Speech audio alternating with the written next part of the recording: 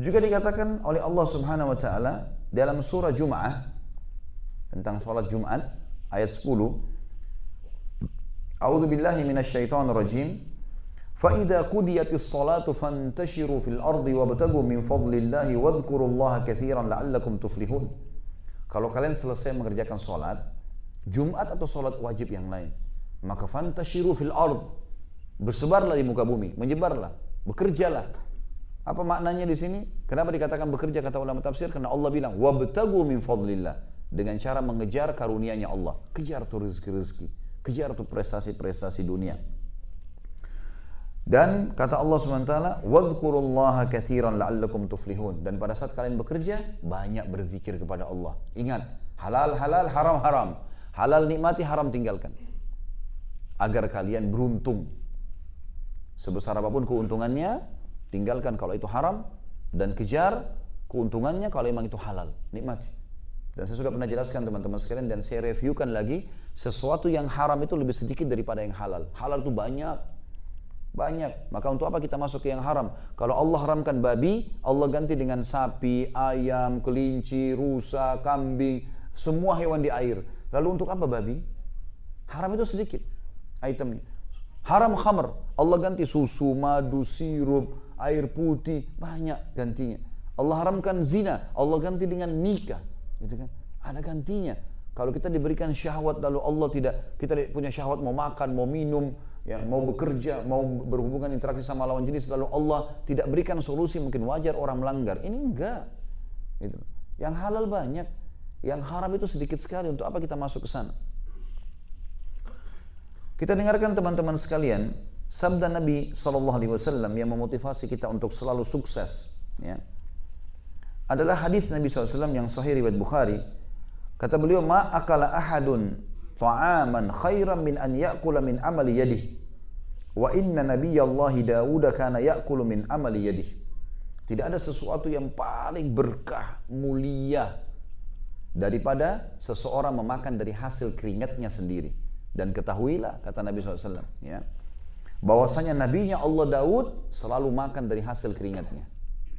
Bukan mengemis sama orang, enggak, bekerja. Kita mulia. Ingat teman-teman, jangan pernah membuka pintu kemisan, mengemis ini.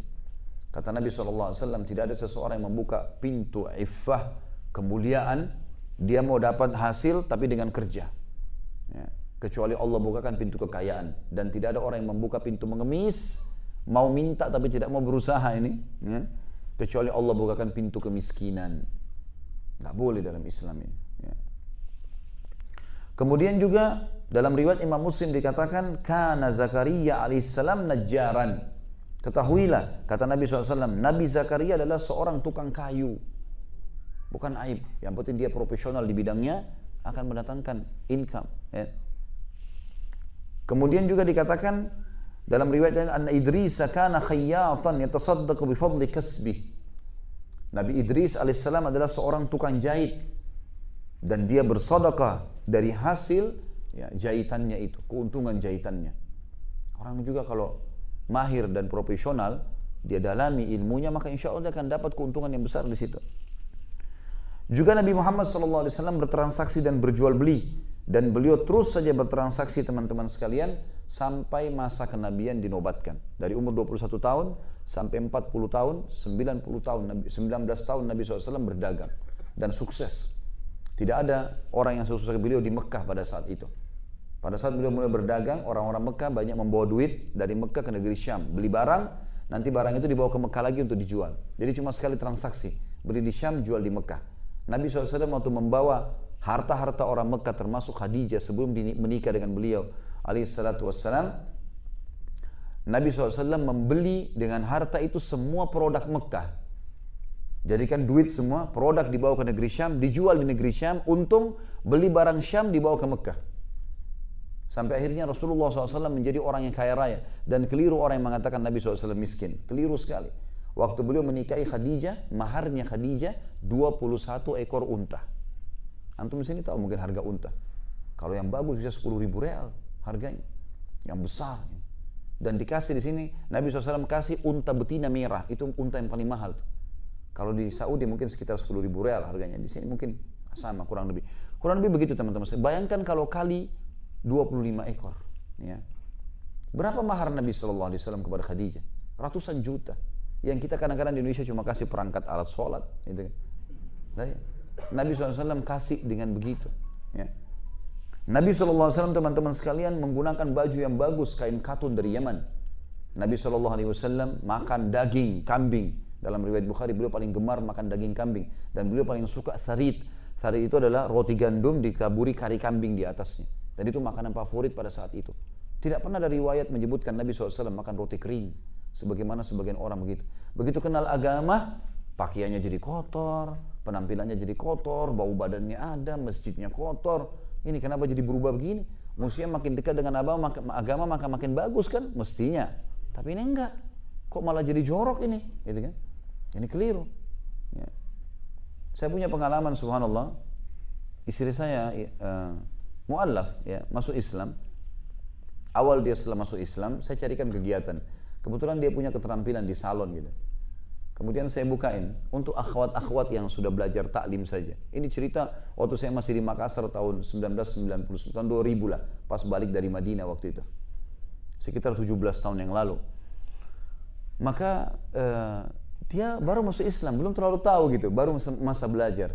Datanglah banyak akhwat-akhwat kita pakai jilbab besar, pakai cadar, masuk di salon. Udah di rumah, di teras biasa di dalam ruangan yang cukup lumayan lah besar. Setelah itu dia mau tanya saya, tapi dia malu karena dia tahu dia Nasrani, tadinya masuk Islam. Dia mau tanya tapi dia malu gitu. Lalu dia bilang, maaf ada yang saya mau tanya. Silahkan, saya bilang, apa yang mau ditanya? Dia bilang, apa memang dalam Islam tidak diajarkan orang harus bersih? Saya tanya, kenapa? Dia bilang, ini akhwat semua yang datang ke sini pakai jilbab besar ini begitu buka ketombenya banyak, kutunya banyak, rambutnya bau, gitu kan? Kok malah pakai jilbab besar malah begini nih hasilnya? Gitu. Justru mestinya dia lebih rapi dan lebih bersih kan? Teman-teman sekalian, Ka'ab bin Malik radhiyallahu anhu sahabat Nabi yang mulia pernah lewat di depan rumah Nabi SAW, tidak sengaja lewat. Beliau lihat bulan purnama lagi terang, indah sekali. Saking indahnya sampai Ka'ab tidak mau mengalihkan pandangan matanya. Dia bilang luar biasa nikmatnya melihat bulan purnama itu. Gak sengaja di depan rumah Nabi SAW, dia bilang tiba-tiba Nabi SAW buka pintu rumahnya, beliau lagi keluar, baru habis mandi, menyisir rambutnya dengan rapi ke belakang, beliau menggunakan jubah berwarna merah, ada garis-garis hitamnya. Maka saya lihat ke arah Nabi SAW, saya temukan Nabi lebih indah daripada bulan itu. Nabi SAW jaga kebersihan, beliau selalu menggunakan minyak wangi, bahkan para sahabat mengatakan kami kalau salaman dengan Nabi SAW, kami temukan baunya sampai 3 hari. Kadang-kadang minyak wangi Nabi SAW menetes dari rambutnya alaihissalam. Dan beliau mengatakan, dicintakan untukku dunia ini karena adanya wanita yang untuk disayangi, ada istri, ada ibu, ada adik, ada anak perempuan, dan minyak wangi, wangi-wangian. Nabi SAW suka menggunakan siwak sehingga giginya bersih, gitu kan. Jadi ini harus dijaga teman-teman sekalian. Banyak orang subhanallah tidak amalkan ini. Mereka masuk masjid, kita sholat di sebelahnya, Masya Allah, ya. Kita rasanya sudah mau lari, ya. Karena luar biasa tidak jaga. Kenapa ini? Berapa harga minyak wangi roll itu? Murah sekali kan. Saya tidak tahu di sini, kalau di Saudi sering kita beli 5 real, 10 real, ada yang di roll minyak wangi itu enak sekali baunya sebenarnya. Atau kalau ada rezeki alhamdulillah beli. Dan ingat, Allah akan berikan kepada kita rezeki sesuai dengan kadar orderannya. Ya.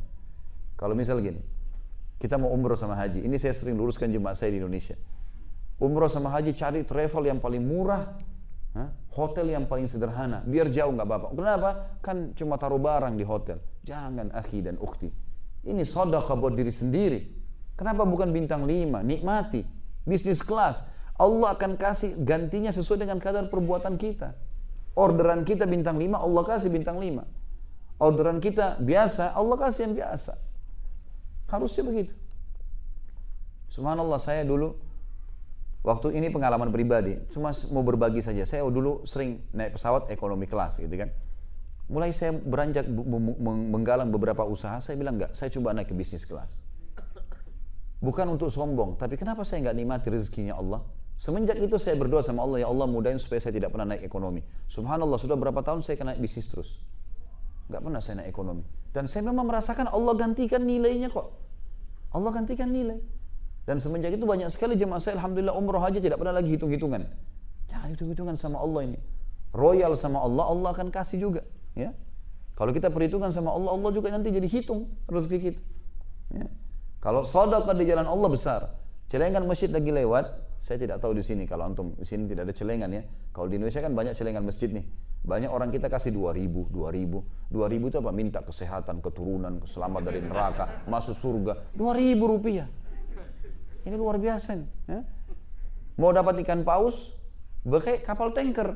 Ini enggak, pakainya kail kecil, nggak bisa lah. Ya. Seperti itulah. Jadi di jalan Allah harus tidak boleh perhitungan teman-teman sekalian. Nabi SAW juga motivasi dalam hadis yang lain riwayat Bukhari, li an ya'khudha ahadukum abhulah, thumma ya'ti al-jabal, thumma ya'ti bihizmati min hatabin fayabi'uha, fayastaghni bi thamaniha, khairun lahu min an yas'ala an-nas a'tahu aw mana'u. Seseorang di antara kalian mengambil potongan-potongan tali, kemudian dia mendatangi gunung, riwayat lain dia mendatangi hutan. Lalu dia mengumpul ranting-ranting kering, lalu dia ikat dan dia pikul di pundaknya, kemudian dia jual di pasar dan dia pakai keuntungannya untuk dia muliakan dirinya, jauh lebih baik daripada dia meminta-minta kepada orang, mengemis dikasih atau tidak dikasih. Sa'id bin Musayyib rahimahullah juga, Sa'id bin Musayyib rahimahullah salah satu ulama tabi'in berkata, kana ashabu Rasulillah SAW yatjaruna fi bahrir Rum. Ketahuilah semua sahabat-sahabat Rasulullah SAW setelah Rasulullah meninggal, mereka semuanya pada berdagang, sampai-sampai mereka berdagang di atas lautannya bangsa Romawi. Para sahabat Nabi berusaha, bekerja. Disebutkan dalam riwayat lain, Umar bin Khattab berkata, ta'allamul mihna, fa innahu yushiku an yahtaja ahadukum ila mihnati. Dalami keterampilan itu. Selalu punya keterampilan, dan jangan vakum kepada satu keterampilan saja. Kuasai sekian banyak. Gitu. Karena pasti seseorang di antara kalian akan terbantukan dengan keterampilannya itu. Abu Darda radhiyallahu anhu membuka sebuah rumah makan di Madinah. Dan saking luar biasanya beliau selalu masak sendiri, ingin supaya maju, sampai wajah beliau hitam karena kena arang atau asapnya masakan tersebut. Kemudian Abu Bakar juga dikatakan oleh Aisyah radhiyallahu anha adalah atjarul Quraisy, atjara Quraisy, pedagang yang paling ulungnya Quraisy. Hatta dakhala fil imarah, sampai dia masuk ke kancah politik untuk menjadi khalifah, baru beliau tinggalkan. Juga Qais bin Asim rahimahullah. Qais bin Asim ini salah satu ulama tabi'in berkata kepada anak-anaknya pada saat akan meninggal, alaikum bil mal wastina'ah. Kalian harus cari harta itu, prestasi dunia itu, dan harus kalian kembangkan. Fa'innahu mambahatul karim. Karena sesungguhnya prestasi-prestasi itu, harta, jabatan, nama yang baik, ya, pendidikan yang tinggi kalau kita sekarang, itu adalah kemuliaan seseorang. Wa yustagna bihi 'anil la'im, dan juga bisa menolong agar tidak dihina. Wa iyyakum wal mas'alah, dan jangan pernah kalian mengemis dan malas-malasan. Fa innaha akhiru kasbatir rajul. Karena itu kalau terakhir sekali sudah tidak ada jalan keluar, orang sudah bangkrut atau kena banjir, badai, segala macam, stroke, nggak bisa lagi bekerja, maka terakhir baru dia buka pintu minta. Jadi tidak boleh orang dalam keadaan sehat membuka pintu itu. Sa'id bin Musayyib juga mengatakan rahimahullah, la khaira fi man la yatrubul mal.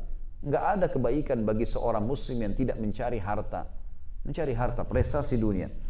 Yaqdi bihi dainah, dengan harta itu dia akan melunasi utang-utangnya. Wa yasunu bihi irdah, dan dia muliakan nama baiknya. Wa yaqdi bihi zimamah, dan dia juga menguatkan kehidupannya, maksudnya mengatur dengan rapi kehidupannya. Wa immata taraka mirathan liman ba'dah, dan kalau dia mati bisa jadi warisan bagi ahli warisnya. Mulia semuanya. Ad-Dahhak ibn Muzahim rahimahullah, salah satu tabi'in berkata, syaraful mu'min salatun fi jawfil laili wa izzuhu istighnahu 'anil nas. Kemuliaan seorang muslim atau seorang mukmin adalah dia selalu salat malam, dan juga kemuliaan dirinya adalah pada saat dia tidak bergantung kepada orang-orang, artinya dia berusaha untuk memberikan atau mendapatkan hasil. Umar bin Khattab juga berkata dalam riwayat yang lain radhiyallahu anhu, maksabatun fi dina'ah khairum min su'alin nas. Bekerja keras walaupun hasilnya masih pas-pasan jauh lebih baik daripada seseorang mengemis kepada orang lain. Luqman Al-Hakim rahimahullah yang disebutkan dalam Al-Quran surah Luqman, seorang yang saleh dari zaman dulu, karena salehnya sampai Allah kekalkan dalam Al-Quran dan diberikan nama surah dengan namanya. Dia berkata kepada anaknya, ya bunayya, wahai anakku, istagni bil kasbil halal, selalulah fokus mencari pendapatan yang halal. Fa innahu maftakara ahadun illa asabathu ihda thalathat khisal. Tidak ada orang yang meninggalkan untuk bekerja dan mendapatkan prestasi dunia dan harta yang baik, kecuali dia akan ditimpa salah satu dari 3 keadaan buruk, 3-tiganya. Yang pertama, riqqatun fi dinihi, pasti agamanya jadi loyo, jadi lemah. Orang miskin itu nanti agamanya gampang dibeli. Sampai kata Nabi SAW, kadal fakru an yakuna kufra. Kefakiran itu sangat dekat dengan kekufuran. Bisa dibeli agamanya dengan Indomie kalau kita di Indonesia, beli dengan beras, ya, beli dengan baju, beli dengan kendaraan, bisa dibeli. Ini bahaya kalau orang tidak punya pendapatan, teman-teman, tidak punya prestasi dunia, bisa dibeli. Lemah agamanya. Kata Luqman Al-Hakim dari zaman dulu nih, dari sebelum Nabi SAW. Kemudian yang kedua, au dha'fu fi aqlihi, atau akalnya jadi sempit.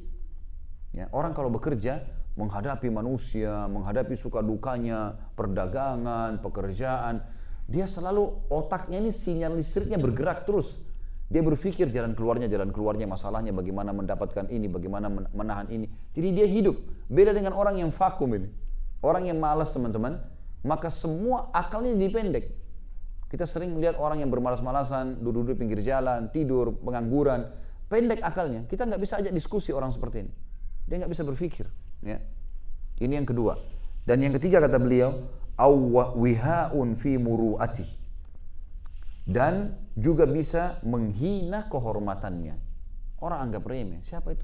Tidak ada sekolahnya. Siapa itu? Oh, nggak ada kerjanya. Orang anggap remeh. Gitu kan? Dianggap remeh. Ini yang ketiga. Dan beliau mengatakan, dan lebih parah daripada 3-3 itu, beliau mengatakan, wa'adzamu min hadza istighfafun nasu bihi, penghinaan manusia terhadap dirinya.